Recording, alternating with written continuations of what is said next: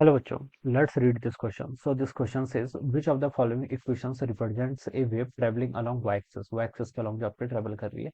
We have given the four options. आपको बच्चे यहाँ पर four options given किए हुए हैं.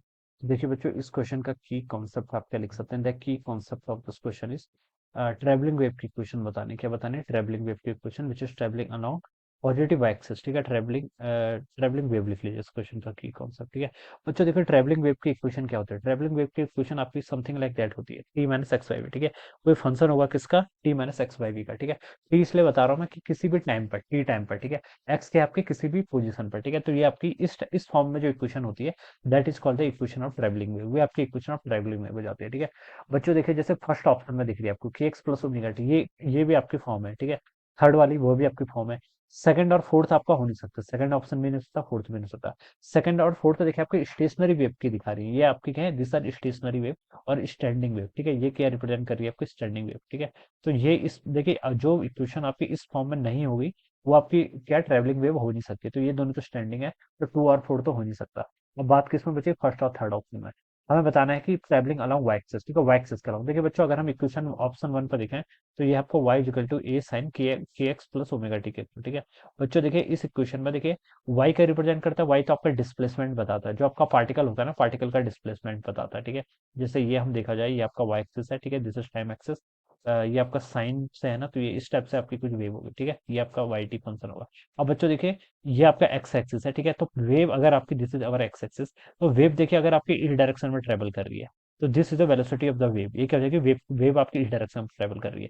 तो ये पार्टिकल है. देखिए पार्टिकल आपका डिस्प्लेस थोड़ा होते हैं, पार्टिकल तो आपको वहीं पर ही रहते हैं ना, बस वो मोमेंटम और एनर्जी को ट्रांसफर करते हैं आगे. ठीक है, पार्टिकल की पोजीशन चेंज नहीं होती. देखिए वेव की जो बेसिक डेफिनेशन थी वो हमने पढ़ी ही थी. वेव क्या होता है? Wave is basically disturbance. क्या होता है? डिस्टर्बेंस आपका प्रोड्यूस होता है without disturbing the mediating particle. जो आपका मीडियम पार्टिकल होता है उसके मोशन को, मतलब उसका हॉरिजॉन्टल डायरेक्शन पे कोई मोशन नहीं होगा. ठीक है, पार्टिकल जहां पड़ता है वो वहीं पर ही रहेगा.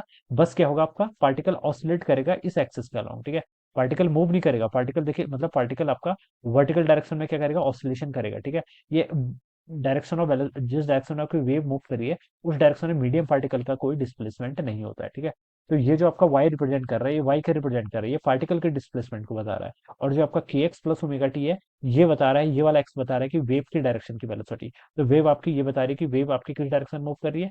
एक्स एक्सिस के अलॉन्ग मूव कर रही है. एक्स नहीं बच्चों, माइनस एक्स कर रही है. के एक्स प्लस ओमेगा टी को जीरो के ऊपर पुट करेंगे. जैसे कि एक्स प्लस ओमेगा टी, इसको अगर मैं, ये फेस फैक्टर होता है, इसको जीरो के ऊपर पुट करेंगे और टाइम के रिस्पेक्ट में डिफरेंशिएट करेंगे.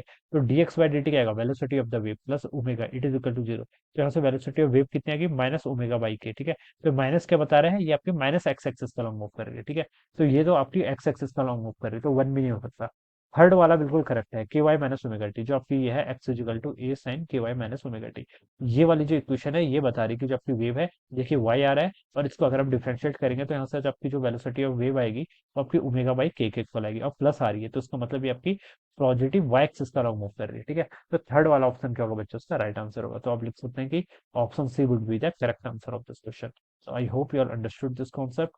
All the best and thank you so much.